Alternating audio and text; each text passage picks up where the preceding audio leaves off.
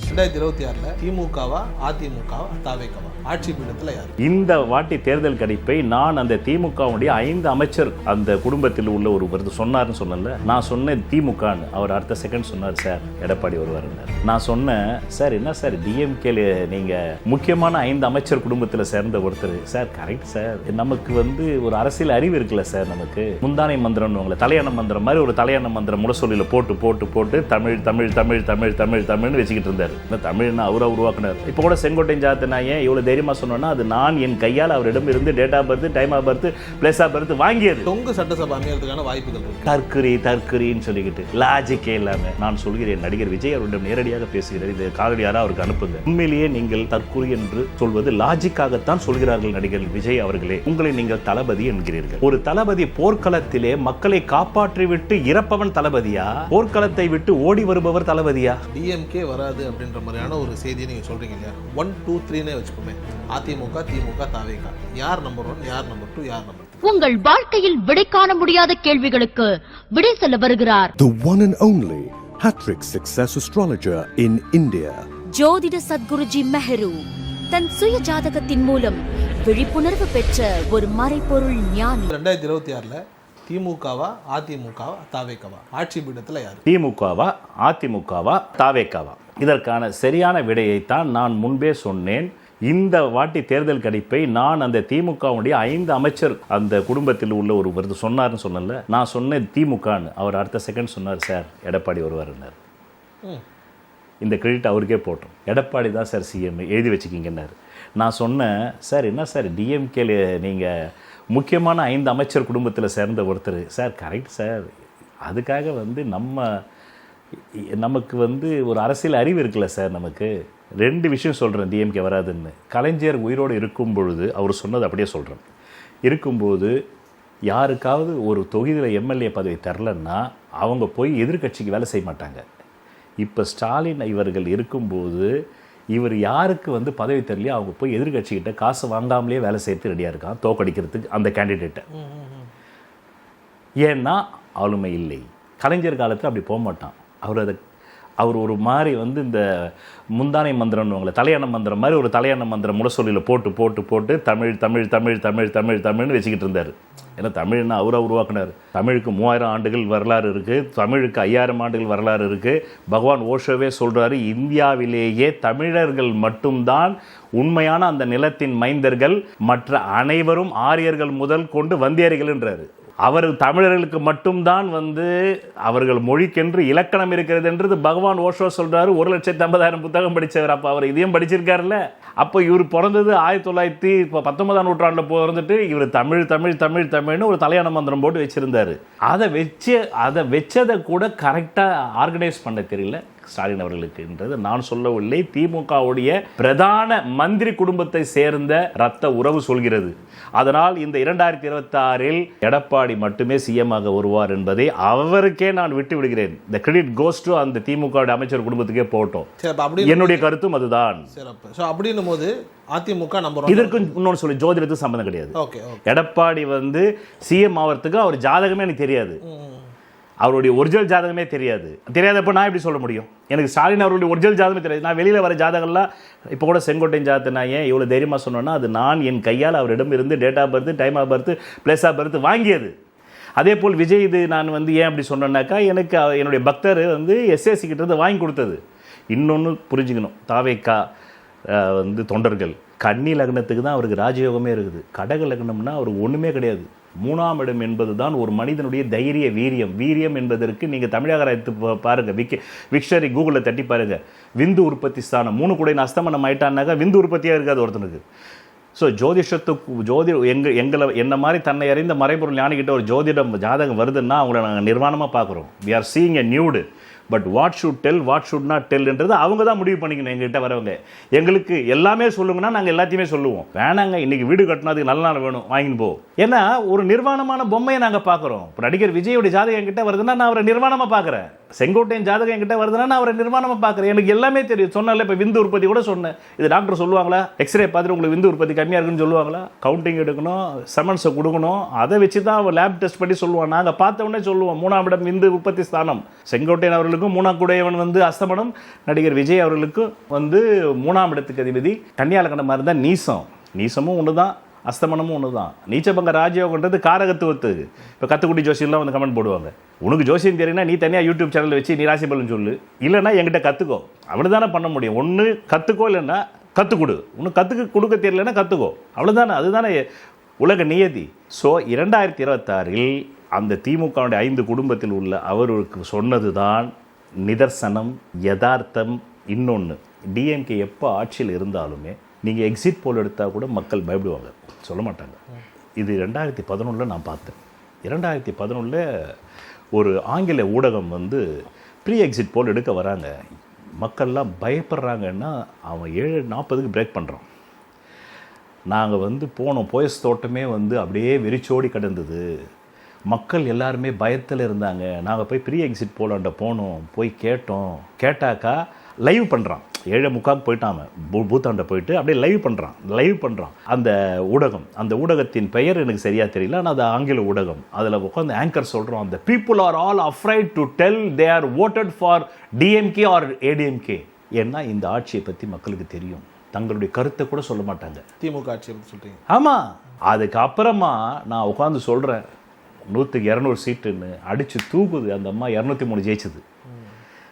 காரணம் என்னன்னு கேட்டிங்கன்னா, இது நான் ஜோதிடத்தை வைத்து சொல்லவில்லை. 2011 தேர்தல் ஜோதிடத்தை வைத்து சொல்லல. ஜோதிடம் நினைச்சுக்கிறான், எனக்கு ஜெயலலிதா அம்மையார் ஜாதகமே தெரியாது, நான் எப்படி ஜோதிடத்தை சொல்ல முடியும்?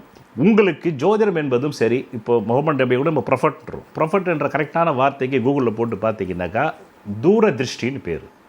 அதாவது பின் நிகழ்வதை முன் சொல்வது. அந்த பின் நிகழ்வதை முன் சொல்வதற்கு ஜோதிடத்தில் 2 கிரகங்கள் தான். ஒன்று விழி ஞானம்னுவான்.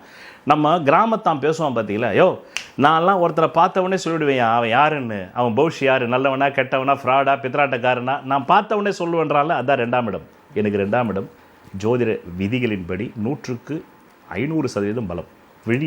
விழி ஞானம், அதுதான் ப்ரொஃபட், அதுதான் தீர்க்க தரிசனம். ஓஷோ ப்ரொஃபட். அதனால தான் அவர் 1980 எய்ட்ஸ் வரும்னு சொன்னார். உலகத்தை எய்ட்ஸ் தாக்குன்னு 80 சொல்கிறாரு. 90 தான் எய்ட்ஸு, 85 88 தான் எய்ட்ஸே கண்டுபிடிக்கிறாங்க. ஜோதிஷத்துக்கு 2ஆம் இடம் ரொம்ப நல்லா இருக்கணும். ஜோதிடம் சொல்கிறவனுக்கு 2ஆம் இடம் நல்லா இருக்கணும். அடுத்தது புத்திஸ்தானம் நல்லா இருக்கணும். அதுதான் பல பிறவி கான்ஷியஸ்னஸ். எனக்கு அது ஆட்சி, அதுக்கு வர்க்கோத்தமம்னா அம்சத்தில் அதே வீட்டில் மூலத்திரிகோணம், முன்னும் பின்னும் சுபகர்த்தாரி யோகம், இந்த 2 கிரகங்கள். இது இல்லாமல் பிறர் மனதை அறிவதற்கு சந்திரன் பலம் பெறணும். அதனால தான் சந்திரனை மனோகாரங்கன்றான். எனக்கு சந்திரன் உச்சமானதுனால மக்கள் மனங்களை அறிந்தேன். அவர்கள் யாருக்கு வாக்களிக்கிறார்கள் என்பதை அறிந்து சொன்னேனே தவிர, அதுக்கு ஒரு சாக்கு, அதுக்கு ஒரு பொய் கவசம்தான் ஜோதிடமே தவிர, என் ஜாதகத்தில் உள்ள விழிஞானத்தினாலும் மதிநாணத்தினாலும் மதிகிரகமான சந்திரன் உச்சம்பலம் பெற்றதால் தான் சொன்னேன். இப்போதும் அப்படித்தான் சொல்கிறேனே தவிர இதற்கும் ஜோதிடத்துக்கும் தொடர்பில்லை. என் ஜாதகத்தில் வலுத்த கிரகங்களுக்கு அடிப்படையில் சொல்கிறேனே தவிர, ஸ்டாலின் அவர்கள் ஜாதகமும் எனக்கு தெரியாது, எடப்பாடி ஜாதகமும் எனக்கு தெரியாது, தெரிய வேண்டிய அவசியமும் எனக்கு கிடையாது. பட் ஆனால் வந்துட்டு தொங்கு சட்டசபை அமையறதுக்கான வாய்ப்புகள் இருக்குது. அப்போது விஜய் எந்த கட்சிக்கு போகிறாரோ அந்த கட்சி தான் வந்துட்டு பிரதான கட்சியாக இருக்கும். அந்த கட்சியினுடைய முக்கியமான நபர் தான் சிஎம்மாக இருப்பார்ன்ற மாதிரியான ஒரு செய்தி இருக்குது. நேற்று நான் ஜேம்ஸ் வசந்த், உங்கள் கேள்விக்கு ஜேம்ஸ் வசந்தன்லேருந்து ஆரம்பிக்கிறேன். அவரும் கிறிஸ்துவர் தான். நேற்று வந்து மார்ஷல் அப்படின்னு ஒரு யூடியூப் சேனலுக்கு அவருக்கு பேட்டி கொடுத்துருந்தாரு. நம்ம நிகழ்ச்சிக்கு வரமேன்னு எல்லா வகையிலையும் ஹோம்ஒர்க் பண்ணேன். அப்போ ஜேம்ஸ் வசந்த் சொல்கிறாரு, அவர் மார்ஷல் கேட்குறாரு, நெறியாளர் கேட்குறாரு, ஏன் சார் உங்களுக்கு விஜய் வரக்கூடாதா சிஎம்மா? இல்லைங்க, டைரெக்டாக யார் வேணாலும் சிஎம்மாக வரலாம், எனக்கு அதில் எந்த குழப்பமும் இல்லை, அது கான்ஸ்டியூஷன் இடம் கொடுத்துருக்கு. பிச்சைக்காரன் கூட வந்து அதுக்கு வந்து வரலாம், பெக்கர் கூட முதலமைச்சராக வரலாம். ஏன்னா நமக்கு இந்தியன் கான்ஸ்டியூஷன் கொடுத்துருக்க ரைட் அதுதான். அதுதான் வந்து ஜனநாயகத்தின் சாபம்னு நான் சொல்லுவேன். அதுதான் ஜனநாயகத்தின் ஆசீர்வாதம்னு நான் சொல்லுவேன் என்னுடைய அனுபவத்தில். ஏன்னா அப்போ தானே நம்ம முட்டாள் கூட நம்மளை ஆள முடியுது. ஜனநாயகத்தினுடைய ஒரு கார்னருக்கு ஒரு நாணயத்து 2 பக்கம் இருக்கும். அதாவது ஆப்போசிட் சைடு, ஒன்று சாதகமாக தான் ஒன்று பாதகமாக. ஜனநாயகத்தில் சாதகம் என்னவென்றால் பிச்சைக்காரனும் மடையனும் கூட வந்து முதலமைச்சராகலாம், பிரதமராகலாம். ஆனால் அதுதான் வந்து அவர்களுக்கும் வாய்ப்பு தருவதற்கு ஆசீர்வாதம். ஆனால் மற்ற 100% மக்களுக்கு அது வந்து சாபமாக இல்லையா? அவங்க உட்காந்துட்டு அங்கே என்ன பண்ணுவான்? அதாவது வந்து ஒரு இந்த படத்தில் நான் பார்த்தேன், 1000 2000 3000 4000 பாண்டியராஜன் பைத்தியங்களை கூப்பிட்டு போய் ஏலம் எடுத்துகிட்டு பணத்தை கொடுத்துட்டு கடைசியில் பார்த்தாக்கா அவன் 10,000 கொடுறான்னா பிம்பிளிக்கா பிம்பா. அப்போ பிம்பிளிக்கா பிம்பான்னும் போது அந்த ஜேம்ஸ் வசந்தன் அழகாக சொன்னார், அவர் என்ன சொல்றாரு, சார் ஆளப்படுபவரால் ஒரு முதல்வராக வருவது ஆபத்து. விஜய் ஆளப்படுபவர், அவராக சுய முடிவு எடுக்கவில்லை. பின்னால் இருந்து அவரை இயக்குபவர்களால் முதலமைச்சர் ஆபவன் ஆபத்து. இதைத்தான் ஜெயலலிதா அம்மையார் அப்போலோ போனோடனே கலைஞர் இந்த வார்த்தையை பயன்படுத்தினார். நிஜம் ஆட்சி செய்யலாம், நிழல் ஆட்சி செய்யக்கூடாது. அதுக்கப்புறமா தான் அவர் நினைவு போயிடுச்சு. இந்த வார்த்தையை சொன்ன அப்புறமா கலைஞர் நினைவு போயிடுச்சு. நிஜம் ஆட்சி செய்யலாம், நிழல் ஆட்சி செஞ்சால் என்ன ஆகும்? இப்போது நீங்கள் முதலமைச்சராக இருந்து உங்கள் சுய முடிவு எடுத்தீங்கன்னாக்கா உங்களை கேள்வி கேட்கலாம், தப்புனாக்கா உங்கள் மீது சட்ட ரீதியாக நடவடிக்கை எடுக்கலாம், சிறைக்கும் அனுப்பலாம். உங்களை யாராவது ஒரு ஆட்டுவித்து கொண்டிருந்தால் அந்த கோஸ்ட் யாருன்னே தெரியாது உங்களுக்கு.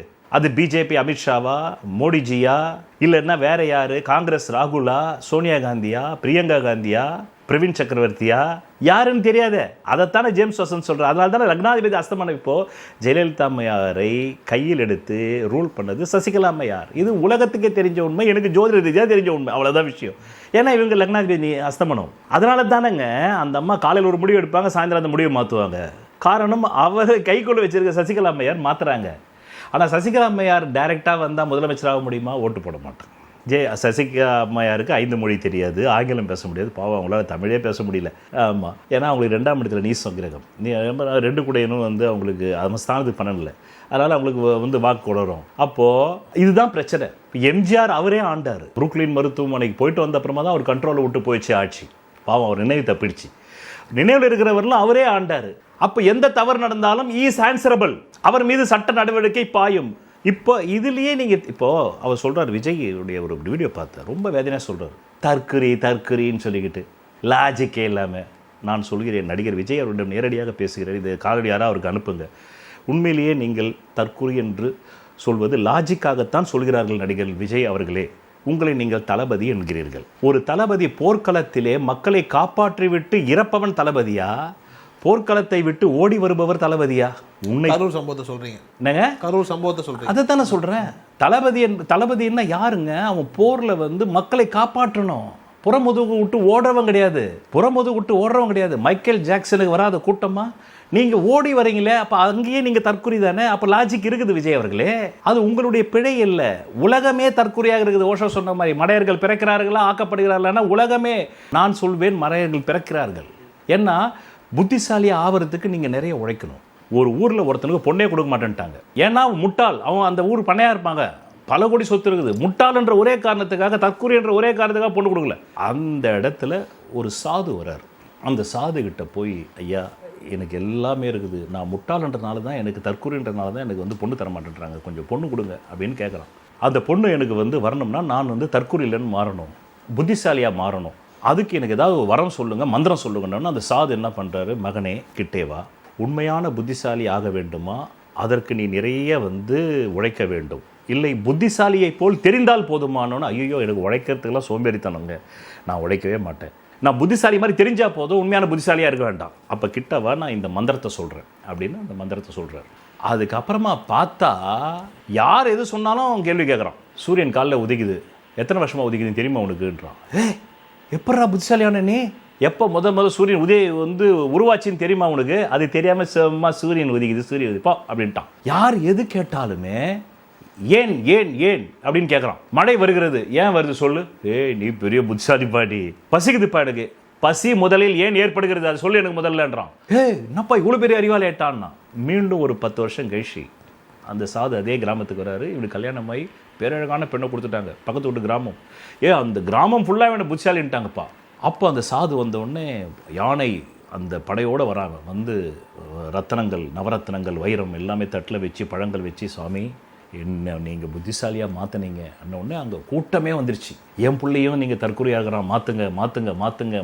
உடனே மகனே வேறு வழி இல்லை, என்னை எல்லோரும் கேட்கிறார்கள் சொல்லிவிடுகிறேன், ஒன்றுமே இல்லைங்க, நான் அவனை கூப்பிட்டு அந்த மந்திரன்றது இதுதான். உண்மையான புத்திசாலியானோன்னா நிறைய நூல்களை படிக்கணும், உன்னை நீ அறிய வேண்டும், அதுக்கு நிறைய உழைப்பாகும், அதில் நீ மரணம் கூட வரலாம், பைத்தியமாகலாம், செத்து போகலாம். ஆனால் புத்திசாலி மாதிரி தெரியணும்னா யார் எது சொன்னாலுமே எப்படி நிரூபின்னு காட்டு. கடவுள் இருக்காருன்னு சொன்னால் நிரூபி, எனக்கு உடனே நிரூபி, கடவுள் எங்கே இருக்கார் காட்டு, என் கண்மணி கொண்டு வா அவரை. இல்லை நான் நம்ப மாட்டேன். அதனால் யார் எது சொன்னாலுமே ஏன்னு கேளு, எப்படின்னு கேளு, நிரூபின்னு சொல்லு. முதல்ல இதைத்தான் சொல்லி கொடுத்தான். அதைத்தான் அவன் யார் கடவுள் இருக்காருன்னாக்கா நிரூபின்றான், இல்லைன்னாலும் நிரூபின்றான். இப்படித்தான் புத்திசாலியானான்னு. இப்படித்தான் உலக மக்கள் தங்களை தாங்கள் அறிந்தால்தான் புத்திசாலியாக முடியும். உங்களை நீங்கள் அறியும் போது உங்கள் உடம்புல CHNOPS இருக்குன்னு தெரியும். C carbon, H hydrogen, O oxygen, N nitrogen, CHNOPS இதுதான் உங்கள் உடம்புல இருக்குது. Phosphorus, sulphur, carbon, hydrogen, oxygen, nitrogen, CHNOPS oxygen, phosphorus, sulphur. இந்த 6 உலோகங்கள் வாகாயத்தில் சூரியன்லேயும் இருக்குது, நம்ம நவகிரக குடும்பத்திலேயும் இருக்குது. அதை வச்சு தாண்டா உங்கள் உடம்பே இயங்குதுன்னு அறிவியல் சொல்லுது. இவ்வளோ விஷயம் தெரிஞ்சுக்கணும். நீ ஜோசியம் மட்டும் தெரிஞ்சினா போதாது, அந்த ஜோதிடத்தினுடைய உட்பொருளையும் தெரிஞ்சுக்கணும், அதை அறிவியலாகவும் தெரிஞ்சுக்கணும். நீ வெறுமனே இப்போது இந்த திராவிட கழகம்னு தமிழ்நாட்டில் இருக்குது. அவங்களாம் என்ன கேட்குறாங்க? கடவுள் இல்லை. இல்லை இருக்குதுன்னு யாராவது போய் சொன்னால் நிரூபி. சரி, இல்லைன்றதுக்கு நீ ஏதாவது நிரூபணம் கொடுக்குற? இல்லைன்றதுக்கு தான் நிரூபணமே இல்லை. அதை பாரு, அவன் ரேப் பண்ணுறான், கடவுள் போய் காப்பாற்றல. இதோ டாஸ்மாகில் கொள்ளடிச்சான். இதோ இன்றைக்கி எடப்பாடி பேசியிருக்காரு, மக்களை மீட்போம், தமிழகத்தை காப்போம். அதில் அவர் அழகாக 7 பாயிண்ட் பிரமாதமாக பேசியிருக்காரு. அதாவது கள்ளக்குறிச்சியில் ஸ்டாலின் அவர்கள் பேசியிருக்கிறார். நாங்கள் தான் 5% தான் கள்ளக்குறிச்சியில் வேலையை முடித்தது அதிமுக என்று. ஆனால் அவருக்கு சொல்லிக்கொள்ள விரும்புகிறேன், கள்ளக்குறிச்சி என்ற ஒரு மாவட்டமே அதிமுக ஆட்சியில் தான் உருவானது. Point number 1. நாங்கள் ஆட்சிக்கு வந்தால் 100 நாள் வேலை திட்டத்தை 150 நாளாக மாற்றுவோம் என்றார் ஸ்டாலின். ஆனால் மாற்றவில்லை. நாங்கள் தான் மத்திய அரசாங்கத்திடம் சொல்லி 125 நாள் வேலை திட்டமாக மாற்றியுள்ளோம். Point number 2. கடந்த 2 ஆண்டுகளுக்கு முன்னாடி பிடிஆர் செல்வராஜ் அவர்கள், அவர் பேர் பிடிஆர், ஆமாம், பிடிஆருடைய ஆடியோ ரிலீஸ் ஆச்சு.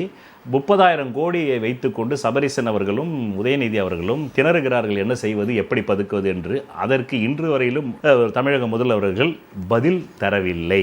Point number 3. பிறகு நாங்கள் அதிமுக ஆட்சியில் தந்த இலவச லேப்டாப்புகளை 4.5 ஆண்டுகள் நிறுத்திவிட்டு தற்போது தேர்தல் வருகிறது என்பதால் அதுவும் கொஞ்சம் சீனியர்ஸ், சீனியர் மாணவர்களுக்கு லேப்டாப் தருகிறார். Point number 4. Point number 5. 4.5 ஆண்டு திமுக ஆட்சியில் 5.5 லட்சம் கோடி கடன் வைத்தது தான் ஸ்டாலின் அரசாங்கத்தினுடைய சாதனை. Point number 6. நாங்கள் ஆட்சிக்கு வந்தால் 5 லட்சம் மகளிருக்கு 25,000 ரூபாய் மானியத்தில் 2 சக்கர வாகனங்கள் வழங்கப்படும். இது யாராவது பேசினாக்கா பேசு பொருள் கிடையாது. எதிர்க்கட்சி தலைவர் பேசியிருக்காரு. இது ஒன்று போதாதா மக்கள் எடப்பாடிக்கு வாக்களிக்கிறதுக்கு? இல்லை, உண்மை. இப்போ மக்கள் எடப்பாடிக்கு வாக்களிக்கட்டும். நான் கேட்குறது என்னன்னா, தாவேகாவுடைய நிலை இந்த வாக்கில் என்னவா இருக்கும், இந்த அரசு இந்த தேர்தலில் என்னவா இருக்கும்? நாம் முதல்ல 2023 பிரேக் பண்ணோம், நடந்தது. போன வீடியோவில் நாம் தான் பிரேக் பண்ணோம். இனி அமித்ஷாவின் கைப்பாவை தான் நடிகர் விஜய்ன்னு. அமித்ஷா எங்கே போக சொல்கிறாரோ அங்கே விஜய் போவார். அப்போ வாய்ப்பு இருக்குது? வாய்ப்பெல்லாம் கிடையாது, அதுதான் யதார்த்தமாக நடக்கக்கூடிய உண்மை. இப்போ ஏடிஎம்கேவும் தாவேகாவும் சேரும், அதுதான் நீங்கள் சொல்ல வரீங்க. ஒன்று நேரடியாக, இல்லைனாக்கா வாய்ஸ் கொடுக்குறேன்னார்ல ரஜினி, ஆமாம் 96ல் நான் வாய்ஸ் கொடுக்குறேன். ஆமாம், இவர் தான் செத்து போனவங்களே என் வீட்டுக்கு தானே வாழ்றாரு. தளபதி அப்படி கூட மாட்டான். செத்து போனவன் ஒரு தளபதி களத்துக்கு போய் தான் மக்களுக்கு அஞ்சலி செலுத்துவான். இவரு தளபதின்னு சொல்லிக்கிட்டு செத்து போனவங்களே என் வீட்டுக்கு கூப்பிட்டு நான் மன்னிப்பு கேட்குறேன்றாரு. அவர் ஏதோ வரும்போது அவர் வரும்போது தள்ளுமுல்லை இவரை அவர் தடுக்கி விழுந்ததான் செய்தி படித்தேன். அது மலேசியாவில் பயங்கரமான ஒரு உச்சம், பயங்கரமான அந்த ஆடியோ லான்ச்சில் சிறப்பான ஒரு நிலைகள்லாம் உருவாயிடுச்சு. அதை முடிச்சுட்டு வரும்போது கந்திஷ்டின்ற மாதிரிலாம் சொல்கிறாங்க. அதெல்லாம் எப்படி உண்மையா? அதெல்லாம் அப்படியா? ஆமாம், ஏர்போர்ட்லேருந்து தடுக்கி விழுந்து. இப்போ கொஞ்ச நாளாக சர்ச்செல்லாம் மூடிட்டாங்களா? இல்லை, அதெல்லாம் இருக்க தான் செய்யுது. அப்படியா? இது பாஷாவில் கேட்ட கேள்வி தான். யார்? ஜனகராஜ். இப்போ கொஞ்ச நாள் ஆண்டனி பேர், இப்போ கொஞ்ச நாள் சர்ச்செல்லாம் மூடிட்டாங்களா? ஏன் கிறிஸ்டின்னா கோயிலுக்கு வரக்கூடாதா? வரலாம், ஆனால் நீ வரும்போது வச்சிருந்த சிவப்பு கலர் பை அது எங்கே அப்படின்னு கேட்குற மாதிரி தானே இருக்குது. இது புரியுதா உங்களுக்கு? அப்போது கிறிஸ்டினுக்கு ஏதுங்க சகுனம்? என் வீடியோ கீழே போடுறாங்க, அவரே கிறிஸ்டின், அவருக்கு சூரியன் வேலை செய்யுமான்னு கேட்குறாங்க. அந்த தற்கொலைகளை நான் என்னன்னு கேட்குறது? ஜோதிடம் தெரிஞ்ச தற்கொலைகளே சொல்லுது. இல்லை, ஏன் கிறிஸ்தவர்களுக்கு திருஷ்டியெல்லாம் பாதிக்காதா அந்த மாதிரி ஏதாவது? இல்லைங்க, கிறிஸ்தவர்கள் மனிதனை பாதிக்கும். திருஷ்டி என்பது உங்களுக்கு சயின்ஸு. உங்களை பார்த்து நான் ஆனா என் எண்ண அலைகள் உங்களை தாக்குது. நான் உங்களை பார்த்து ஆனா உங்கள் எண்ணெய் அவங்க சொல்கிறாங்கல்ல. இப்போ நம்ம வீடியோ கீழே ஜோசியம் கிறிஸ்துவன் பழி நீங்கள் பார்த்துருப்பீங்க. கிறிஸ்துவனுக்குலாம் ஜோசியம் பழிக்காதுன்னுவாங்க. ஜோசியம்னா என்னன்னே தெரியாமல் அந்த தற்கூறுகள் கமெண்ட் போடுது. ஜோதிடம் என்பது சூரியனிலிருந்து வருது. இப்போ இஸ்லாத்துக்குன்னு ஒரு சூரியன் இருக்கா? இல்லை. இந்துக்குன்னு ஒரு சூரியன் இருக்குதா? கிறிஸ்துவத்துக்குன்னு சூரியன் இருக்குதா? சூரியனுக்குள்ள எல்லா மதமும் இருக்குதே தவிர ஒவ்வொரு மதத்துக்கும் ஒரு சூரியன் இல்லை.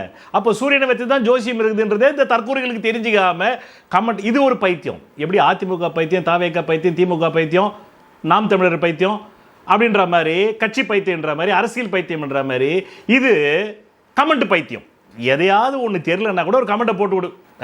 நான் சொன்னேன் பார்த்தீங்களா, புத்திசாலியா உண்மையிலேயே ஆவறதுக்கு தன்னை அறியணும். தன்னை அறிவது என்பது பிரபஞ்சத்தையே அறிந்தது. அதனால தான் சாக்ரட்டிஸ் நோ தை செல்ஃப்னாரு.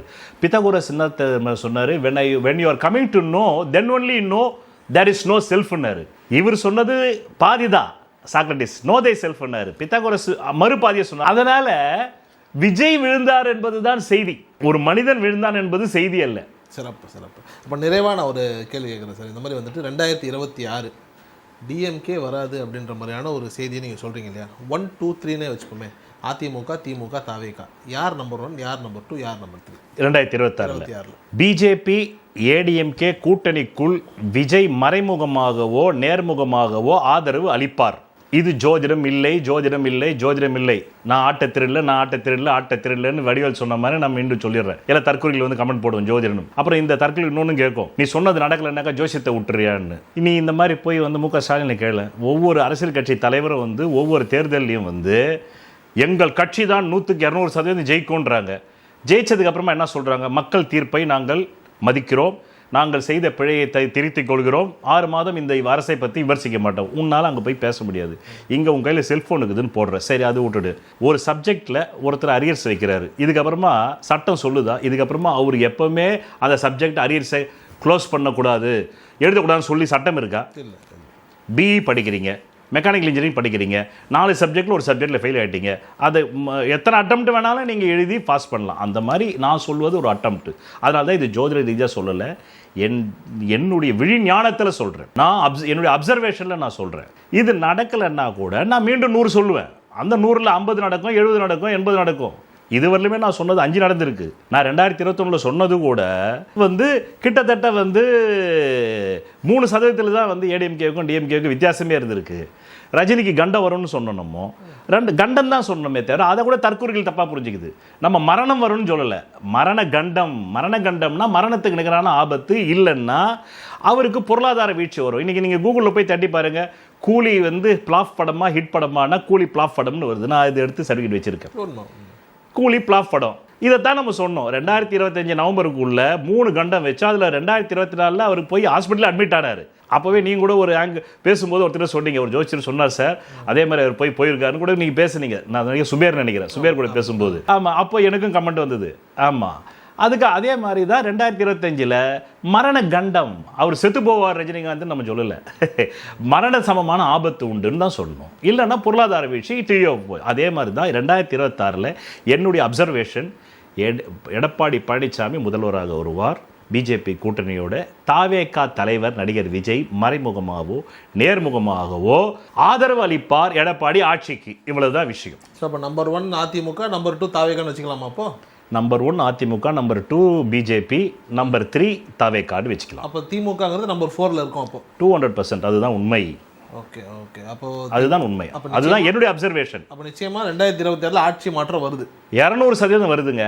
2வது முறை திமுக ஹிஸ்டரியிலே ஜெயிச்சதில் நான் சொல்லல, அந்த 5 திமுகவுடைய பிரதான அமைச்சர் குடும்பத்தை சேர்ந்த அந்த அன்பர் என் பக்தர் தான் சொன்னார். அதனால் இந்த கிரெடிட்டும் அவருக்கே போகட்டும் கண்ணனுக்கே என்ற மாதிரி அவருக்கே கொடுத்துட்றாதையும். 2வது முறை எப்பங்க திமுக வந்திருக்குதுன்னு அவரே தான் சொல்றாரு. அதனால தான் சொல்றேன், வெற்றி பெறக்கூடிய ஸ்டாலின் அவர்களுக்கு தெரியும் நாம ஜெயிப்போமா மாட்டோமா. நான் வெளியில் அப்படி வந்து பேச முடியாதுல்ல, அதுதான் உண்மை. ரொம்ப நன்றி சார். Thank you sir. சொல்வதெல்லாம் பலிக்கும் அபூர்வ வாக்கு சக்தி பெற்றவர் மெஹ்ரு அவர்கள். உங்கள் வாழ்க்கையில் பணம், புகழ், பதவி, திருமணம், குழந்தை பேரு, உயர்கல்வி, வெளிநாட்டு யோகம், கலைத்துறையில் வெற்றி, அரசியலில் வெற்றி போன்ற இன்னும் எண்ணற்ற உங்கள் வாழ்வின் கேள்விகளுக்கு ஒரு மனிதன் அவன் ஜாதகத்தை எப்படி அறிந்து கொள்வது? கான்டாக்ட் ஜோதிட Sadguruji Mehru. Address Quality Complex, first floor, new number 45, wall number 12, Arunachalam Road, Saligramam, Chennai 93. Phone 044237607772. Contact 9952959962, 98409 57612. Website www.srimeheru.org.